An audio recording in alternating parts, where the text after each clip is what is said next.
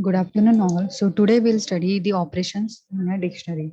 So firstly, we need to create one dictionary here. If you are writing DICT, it will take it as a keyword. You cannot use keyword as a variable, right? So you need to add one here, one or other numbers or the alphabets. If you want, you can add here.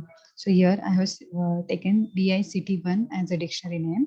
In dictionary, data is stored in the form of keys and the values pair.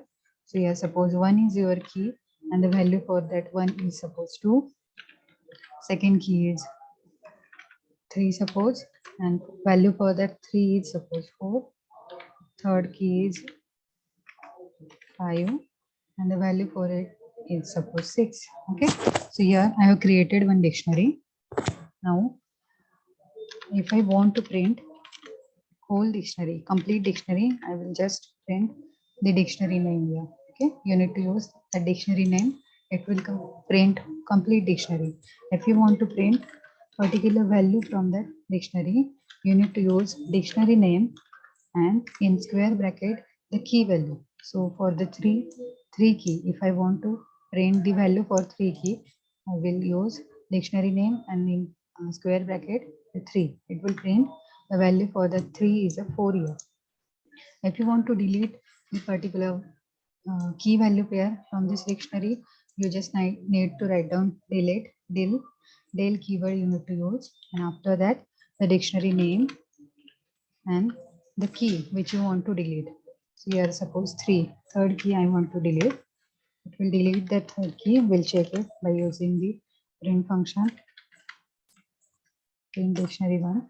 So here the key and value pair for the third key, it will be deleted. Okay, if you want to delete complete dictionary, just write down delete and the dictionary name. It will delete complete dictionary.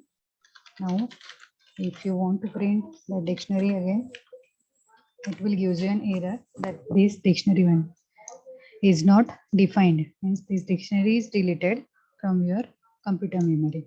Okay, now we'll use for loop in a dictionary.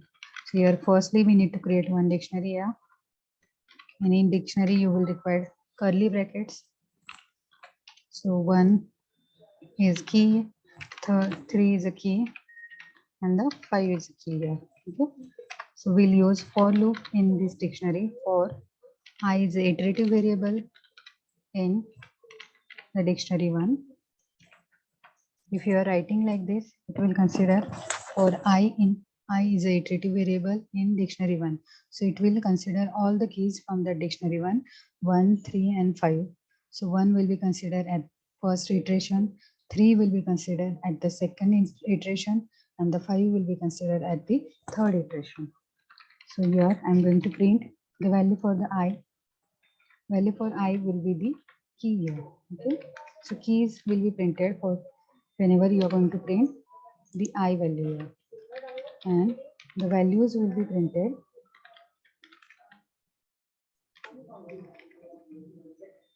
whenever you are going to use the dictionary name and the ith location, dictionary of ith index location.